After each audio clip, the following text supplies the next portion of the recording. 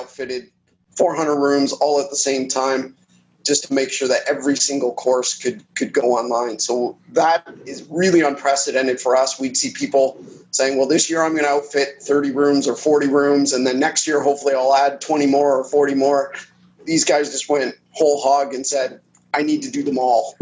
So we've really seen a huge bump in the investment on the education side especially. What's happened to your market in the pandemic? What's sort of the summary of what's going on with sort of streaming and remote events and that sort of stuff? Yeah, so we've seen a large increase in our demand. So, I mean, a lot of people are suffering on many levels. We happen to be actually benefiting. So, as a company that offers streaming equipment, we've seen an uptick in the demand. That uptick has typically been in the education space. So lots of education trying to get all their courses online with streaming and that kind of thing. So we've seen a huge uptick there. And we've seen a shift, I would say, a bit of an uptick, but also a shift in the live event guys, in that those events aren't being done live with, thousands of people coming to a conference, but they are shifting over to this more virtual conference and having to bring in the remote guests. And so that's the biggest shift that we've seen is the universities really outfitting many, many more rooms to be capable of doing remote education, and even building studios for professors to go in. Instead of just having them in an empty lecture hall, they're outfitting studios so that they have better lighting, better everything, and they get a better experience for the learner. A lot of them were initially looking at a hybrid environment where they might have 25% of the class in the room and 75 out, or 50-50. And most of them, at least here in North America, have shifted to no, it's going to be everybody's remote. And that gives the professor the ability then to get out of a large lecture hall and into a nicely lit studio that gives an even better experience from an audio and a video perspective. So we're seeing that shift in education, and we're also seeing the live event guys pivoting their business to try to do these remote controlled virtual events. And we've seen some do it very well, hosting, panels of 4 or 6 guests, bringing them in either with Zoom or SRT or a combination of those, and then doing a full panel discussion and that kind of thing. So I wouldn't say you should have the same interaction with the audience. That part we haven't seen be solved yet, but at least from a broadcast, get your message out. People have really kind of upped their game in terms of that. And I would say up until now, most of them have been really focused on just getting it to work. So whatever solution, whether it's Microsoft Teams or Zoom or whatever, they would say, okay, I just need it to work. And now we're starting to people to say, all right, now how do I make it better? Because I've got the basics, but it's not very good. Yeah. And so especially in the United States, especially, we find people are paying a pretty dollar to go to some big name schools. They want to make sure that experience is as good as possible, and it's awfully hard to say, hey, come to our school, pay a really big tuition, and by the way, it's a Zoom call, right? So they're looking to do that, and we had a very big opportunity come by in a U.S. university where they outfitted 400 rooms all at once. So this September through August was when they were deploying it, but they've gone live with it now, and they outfitted 400 rooms all at the same time, just to make sure that every single course could go online. So that is really unprecedented for us. We'd see people saying, well, this year I'm going to outfit 30 rooms or 40 rooms, and then next year hopefully I'll add 20 more or 40 more.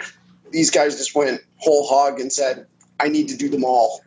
So we've really seen a huge bump in the investment on the education side especially. Yeah, right. Sort of a case of can't afford not to. It's the, like you said, people are paying a lot of money for an experience as well as an education. And, so that doesn't surprise me entirely, but it's an enormous investment. Yeah. Yeah, and only a few schools can come up with that kind of budget on that kind of time frame, but those who can have done it. We also see others outfitting what they can, right? So as many rooms as they can afford to do. And as I said, some are building purpose-built studios to say, well, I don't need the professor in a lecture hall if no students are there. I'd rather have them in a university.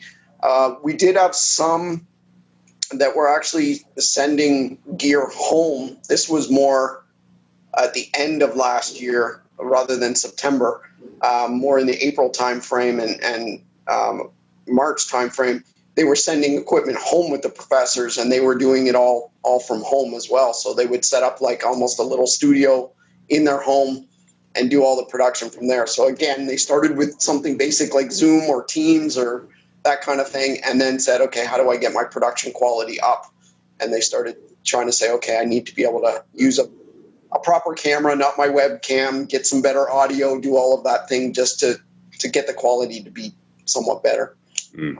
And with your systems, I guess there's two schools, isn't there? Like, Pearl, Epiphans with Pearl has a self-contained unit, and it's got the processing on board, and then you've got the guys who are running PCs with software like vMix. And so what are you seeing the advantage of the I guess the Epiphan approach to streaming versus the PC and software approach? Yeah, so mostly it comes down to, I would say, reliability and ease of use, right? So the Pearl's meant to be super easy to use. I can usually show someone in 5 minutes, here's how to do switching. Once it's set up, here's how you go. Press this to record, press this to stream, touch here to switch. So it's very simple. It's easy for professors to walk in and be trained very quickly on how to do that. And it's integrated really well with Panopto and Kaltura. So in the education side, what we heard mostly from the educators was, I needed to be easy to use. And then the second one was, I need to be able to manage it remotely. So if I'm one of these schools that's outfitting 400 rooms, I need to be able to access that thing remotely, get logs off of it, be able to do all of the maintenance and everything in a very remote manner. So that tends to be where our product shines the most, is when you've got a fleet of them that you're trying to manage. Certainly it's much easier than a bunch of PCs that all have Windows updates and things can change. Our system's a little more self-contained. It doesn't tend to change over time unless you deliberately change it over time. So it's a little bit more robust that way from a maintenance and support point of view. So that's typically the two reasons people choose that over a PC that's running either a capture tool. Because we do have, like in the education space where we're integrated with Kaltura and Panopto, they have their own software capture agents, and you could just put a laptop or something at the podium and put that on there. But again, we find that professors want something super easy to use, and the IT guy doesn't want to maintain a whole bunch of laptops all over the place. He wants a dedicated box that sits in an AV rack and is 24/7 and comes back up every time when there's power outages, all that kind of stuff. So that tends to be the main advantage.